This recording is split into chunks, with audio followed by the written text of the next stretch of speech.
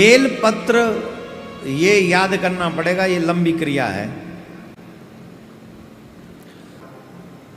और श्रावण मास में हर दिन लोग चाहते हैं कि बिल्व पत्र मिले तो बाबा पे चढ़ाएं।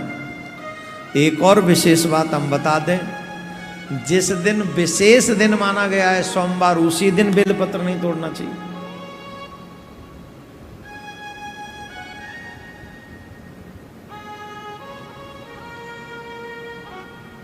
जिस दिन हम अधिकांश ये समझते हैं कि शिव जी पे हम बेलपत्र चढ़ाएंगे, सोमवार है, सीधे गए और बेलपत्र पे से बेलपत्र तोड़ लाए बेल वृक्ष से, तो शास्त्रों के अनुसार सोमवार को कभी भी बेलपत्र नहीं तोड़ना चाहिए।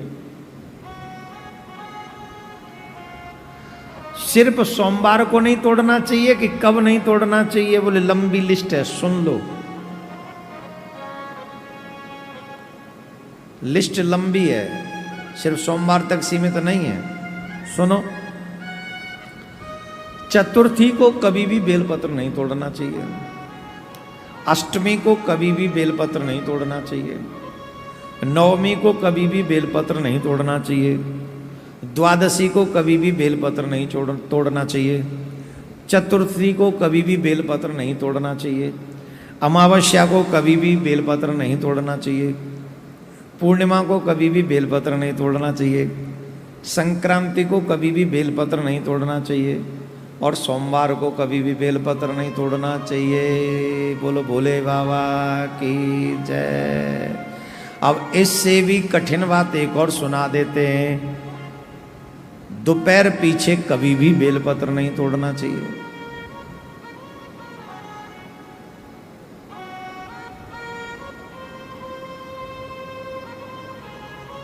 कई लोग तो ये कह रहे होंगे, अच्छा होता हम आपकी कथा ही ना सुनते।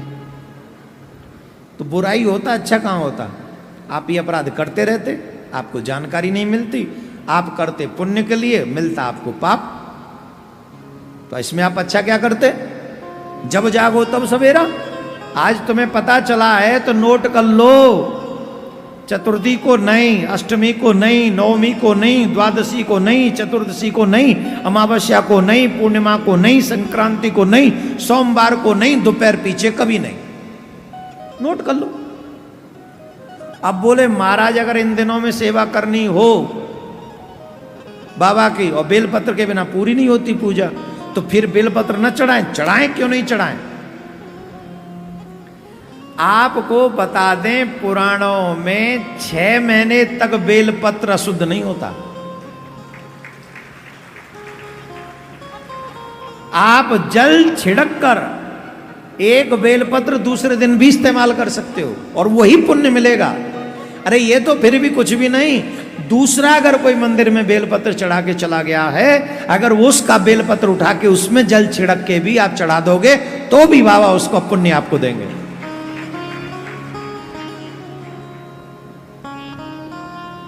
लेकिन इस बात का ध्यान रखें कि विधान हमारा क्या। अब ऐसा नहीं, कई लोग तो बड़े बड़े कंजूसड़े महाराज, बेलपत्र के वृक्ष पे जाना नहीं है इसलिए मंदिर में चढ़ा होगा वही चढ़ा ना।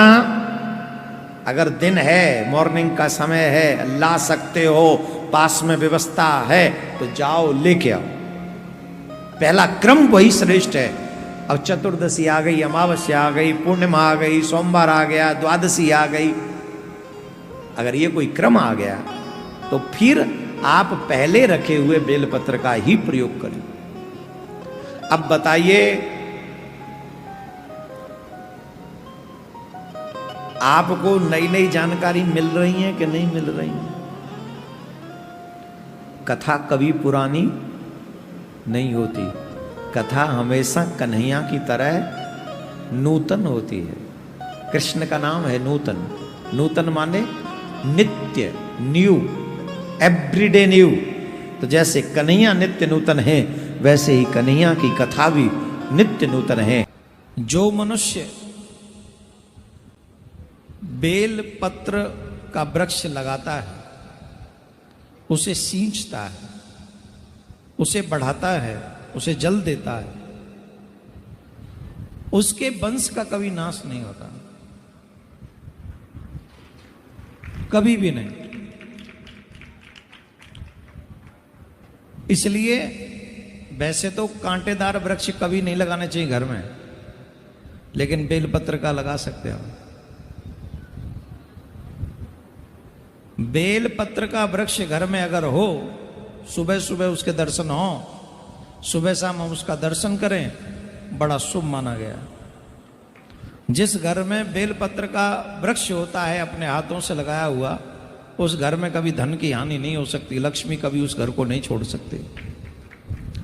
इसलिए जब वृंदावन में आप लोग अपना कुटिया बनाएं तो एक एक बेलपत्र का और अनेक तुलसी के अवश्य लगाएं, क्योंकि बेलपत्र के वृक्ष के नीचे बैठकर, कदम के वृक्ष के नीचे बैठकर, बड़ के वृक्ष के नीचे बैठकर, पीपल के वृक्ष के नीचे बैठकर भजन करने का कई गुना फल मिलता है। 1 माला और 100 माला, आप ऐसे समझो। तो जो मनुष्य बेलपत्र का वृक्ष अपने हाथों से लगाते हैं, सींचते हैं,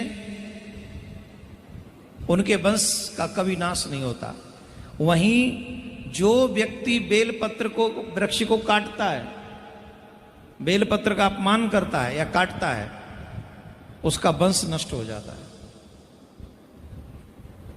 इसलिए कभी भी जीवन में बेलपत्र के वृक्ष को काटना नहीं चाहिए। वैसे पीपल हुआ, बड़ हुआ, इनको कभी काटना नहीं चाहिए,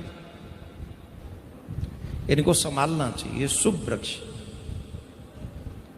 तो आज हमने यहां जो बेलपत्र से अर्चन किया है, भाग्यशाली हैं आप और सब कि हम लोग यहां बैठे हैं। बाबा ने हमें इस लायक बनाया है कि हम यहां बैठकर बाबा भोलेनाथ का अर्चन वंदन कर सकें, और इसे करके हम अपने जीवन को, मैं फिर कह रहा हूं, जो लोग आ सकते हैं वो आकर अपने हाथों से पार्थिव शिवलिंग बनाएं। इतना दीर्घ समय तक चलने वाला ये यज्ञ दोबारा प्राप्त नहीं होगा। पता नहीं भगवान दोबारा ये हमें अवसर देगा कि नहीं। अब अगर दिया है तो जितने भी लोग विश्व में कहीं सुन रहे हैं, एक बार आप मन अवश्य बनाइए कि हम वहां जाएंगे, अपने हाथों से पार्थिव शिवलिंग बनवाएंगे।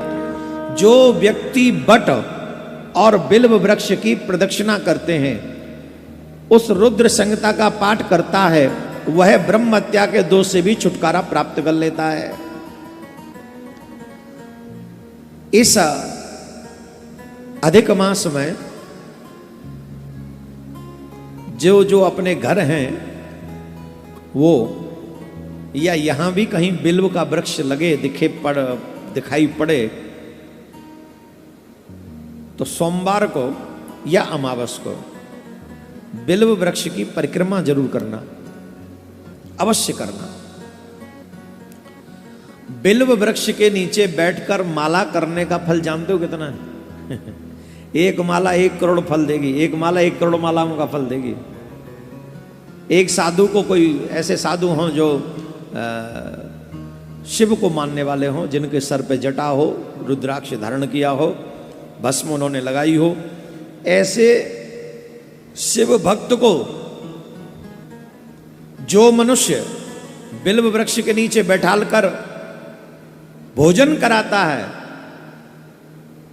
वो करोड़ों करोड़ों लोगों को भोजन कराने का फल प्राप्त कर लेता है, मात्र एक साधु को या एक शिव भक्त को भोजन कराने के बाद।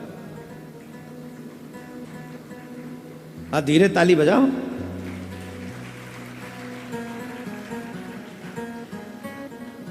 इसलिए बिल्व पत्र को, बिल्व के वृक्ष को अपने घर में लगाना चाहिए, शुभ होता है, बहुत शुभ होता है। दर्शन मात्र से, हमने आपको बोला था ना, सुना था कि नहीं?